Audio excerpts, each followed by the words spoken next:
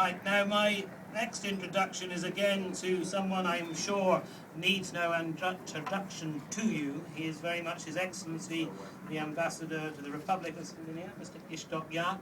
Iztok and I have known each other now for some 5-6 years. When I was in the European Parliament, he was then the Chairman of Agriculture of Slovenia during your excellent presidency in 2008. So it is a great pleasure that he is now your ambassador here in London, and I am going to now pass over for him to say a few words. Thank you.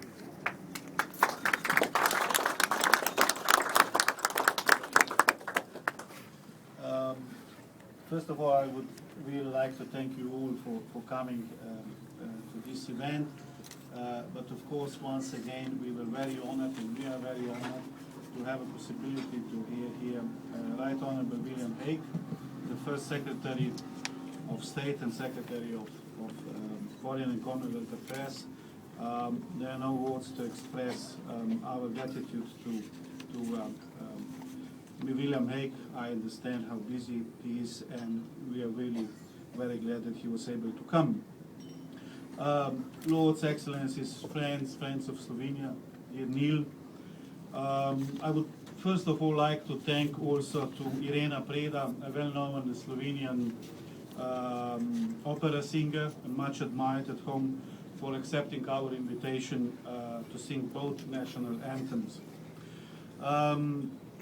As I said, I'm very pleased to welcome you all at this reception to mark the 20th anniversary of Slovenian independence. For those, and there is still some room here, that didn't make it this time, another opportunity will come next year as we celebrate the 20th anniversary of diplomatic relations between Slovenia. So it's a time of celebrations. 20 years ago, a new era began in the history of Slovenes. By an overwhelming majority, the Slovenian people opted for independence, and Slovenian state was born on the 25th of June 1991. It was a time of considerable uncertainty and anxiety, with the war looming on the horizon. However, we also remember it as a time of great hope and positive expectations. Slovenes set out to build a state based on principles of democracy, free market, and rule of law. Ladies and gentlemen, let me say now something about this number 20. It's true, our country is one of the youngest in the world. Its age could be measured in the United Kingdom, for example, by the consecutive terms of a very successful government or a coalition, or a less successful marriage. But as recent as the statehood of Slovenia might seem, it is a culmination of long and rich history of Slovenian nation. Our national identity is always and has been now also based on the Slovenian language. It was the language that has kept the nation together throughout the history. We take pride in the fact that the first printed books, published books in Slovenian language, has dated back to 1550. Slovenes have contributed their fair share also to the cultural, scientific and technological advancement of humanity. There are many examples from our history that place Slovenes among the nations which seized the opportunity to shape their own destiny. Slovenes recognized and took such opportunity lately in the dynamic period around the end of the Cold War, and decided to join the grand project of the reunification of Europe. These processes have set Slovenian society and its economy on the track of a significant transformation in the last 20 years. The economy has shown great resilience in surviving both the loss of its traditional markets as well as introduction of the free market reforms.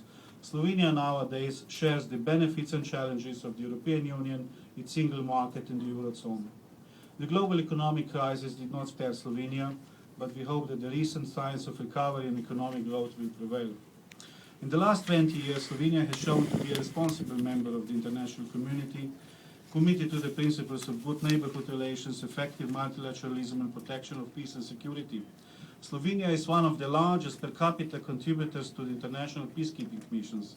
We are convinced that our candidature for the UN Security Council seat in the period 2012-2013 is a strong one. We are determined to work with the UK and other partners on a range of global issues from climate change to the international security. We are also very proud of the work done during the EU Council presidency in 2008. We saw it as an opportunity to show that the new member states could shoulder its share of responsibility and offer a fresh impetus to international and European policies.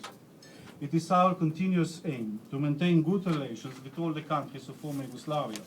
We strongly believe that the prospect of EU membership is the best guarantee of long-term peace, stability and prosperity for the region.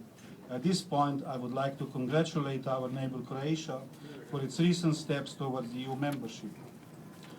Ladies and gentlemen, I am delighted to say that the United Kingdom and Slovenia have been enjoying excellent relations. Our friendship has been confirmed at the highest possible level with the state visit of Her Majesty the Queen to Slovenia in 2008. This year, as we have heard, we were honored to have hosted Right Honorable John Berkov, the first Speaker of the House of Commons, to visit Slovenia.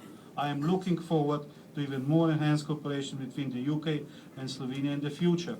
As an example of the excellent cooperation that is possible is the relationship between the British Embassy in Ljubljana and the Slovenian Embassy in London. At this point, I would like to thank my colleague Andrew Page, Her Majesty Ambassador in Slovenia, who is here with us. Last but not least, we are also joined today by a small yet very dynamic community of Slovenes living in the United Kingdom. Most of them are young, many of them highly educated professionals, and all of them are our greatest ambassador. On this solemn occasion, in the House of Commons, I would like to express my sincere and deep gratitude to Slovenes living in Britain who contributed to the recognition of the Republic of Slovenia by the UK government. Let me also thank those British citizens that have joined and supported our cause 20 years ago. Ladies and gentlemen, in conclusion, I would like to say that the present challenges seem difficult sometimes, yet Slovenes are living better than 20 years ago. We have achieved a lot in this period and we are proud of our achievements. Slovenia is a modern democracy that is paving its own path and creating its own destiny. Dear guests, after this reception, the celebration continues at 8 o'clock with the concert of Zoran Predin, one of the most famous Slovenian songwriters, who is also here with us, and musicians. All of you are kindly invited to join us at Forge in Camden. And now, ladies and gentlemen, I have a task to ask you for silence to hear the national anthem of the United Kingdom.